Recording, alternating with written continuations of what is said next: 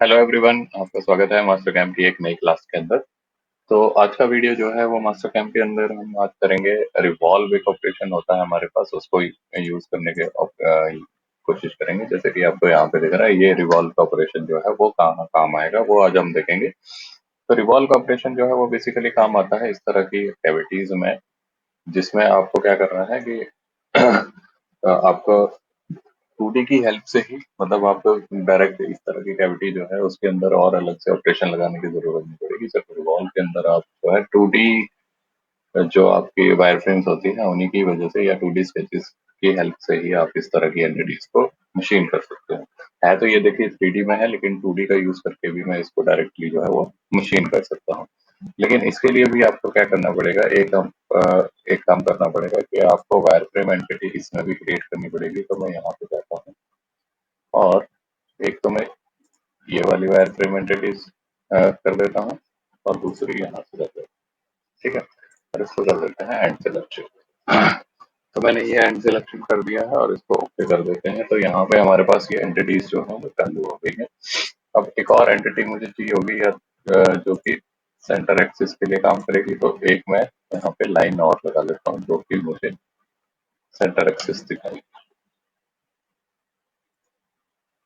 पूरी लाइन नहीं लगी है, इसको मैं पूरी लाइन लगा देता हूँ। ये मैंने सिलेक्ट किया और ये मैंने सिलेक्ट किया। अब ये पूरी लाइन लगती है। ओके, आप इस साइड भी लगा सकते हो, उस साइड भी लगा सकते हो, आपके ऊपर अ, जो है ये डिपेंड करता है।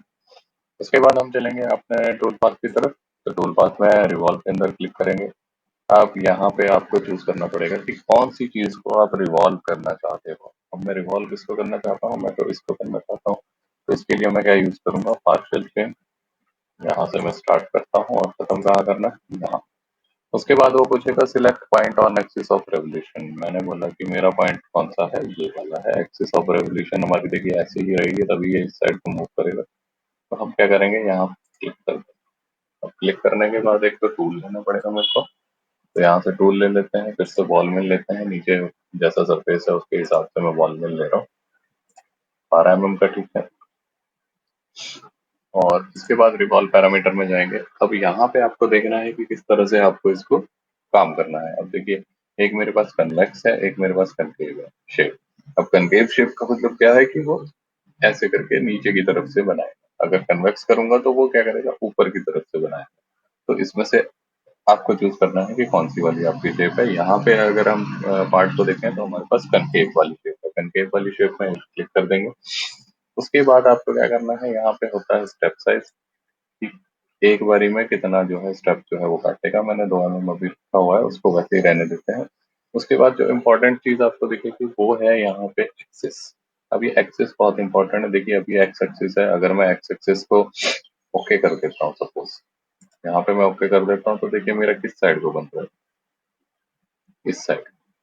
वो जो रिवॉल्व हुआ है मेरा, वो इसी साइड को रिवॉल्व हो गया है। क्यों रिवॉल्व हुआ है, क्योंकि वो इस तरफ की एक्सिस को मान के चल रहा है। तो ये वाला पॉइंट उसने ले लिया और इस तरफ को उसने रिवॉल्व कर दिया। तो इसके लिए आपको क्या करना है, यहाँ पे वाई एक्सिस का चूज करना है, क्योंकि ये चीज जो है हमारी वो वाई एक्सिस के अंदर आएगी। तो वाई एक्सिस के अंदर आएगी, तो वाई एक्सिस जो है वो हमें ये चीज यहाँ पे करनी पड़ेगी। और उसके बाद हमने पॉइंट तो दे ही रखा है। पॉइंट जो दे रखा है वो हमारा वाई एक्सिस का पॉइंट है। अब देखिए यहाँ से ये बाहर की तरफ से चल रहा है, तो कंपनसेशन हमें चूज करना पड़ेगा। कंपनसेशन किस साइड है, लेफ्ट की तरफ। तो राइट करते हैं उसको और ओके करते हैं। तो इसके अंदर जो आपका टूल है वो बहुत अच्छे से ये चलने वाला है।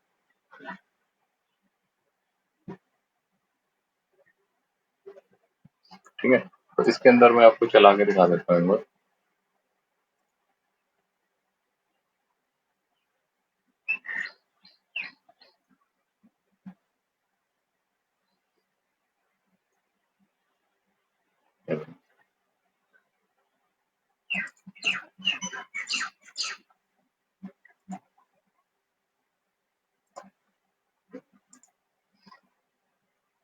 जो शेप आपको चाहिए वो सेम टू सेम शेप जो है वो ये आपको काट के देगा।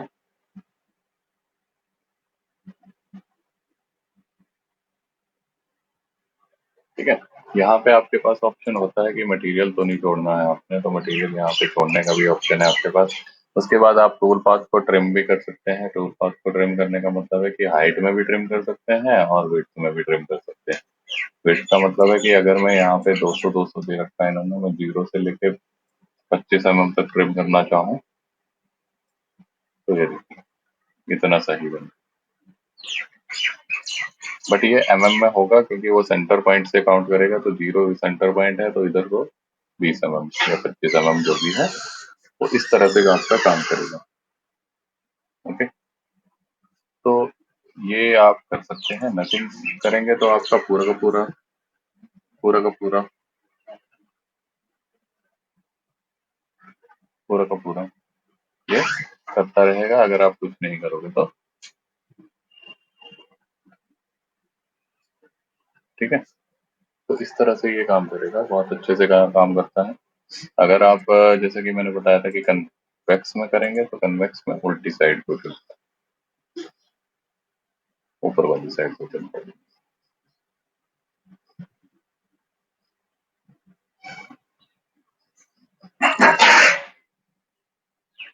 ठीक है, यहाँ से ये हमारा एक्सिस का डेप्थ का ऑप्शन है। अगर मैं इसमें एक्सिस में डेप्थ दे दूं तो थोड़ा सा, तो ये आगे या पीछे या ऊपर या नीचे जो है वो मूव कर जाए।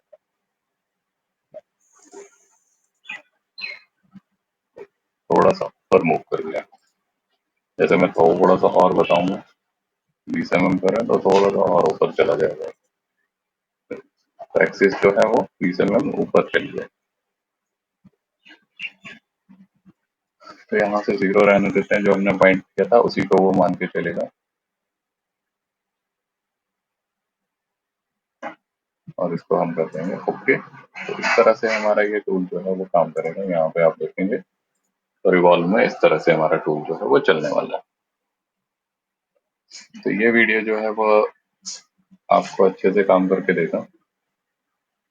रिवॉल्व का ऑपरेशन जो है किस तरह से चला सकते हैं हम, वही जो है हमने इस वीडियो में सीखा है। तो नेक्स्ट क्लास में मिलते हैं। नेक्स्ट क्लास में दूसरा कोई वीडियो जो है वो आप लेके चलेंगे। नेक्स्ट क्लास में रिवॉल्व के बाद लॉफ्टेड है और टूल।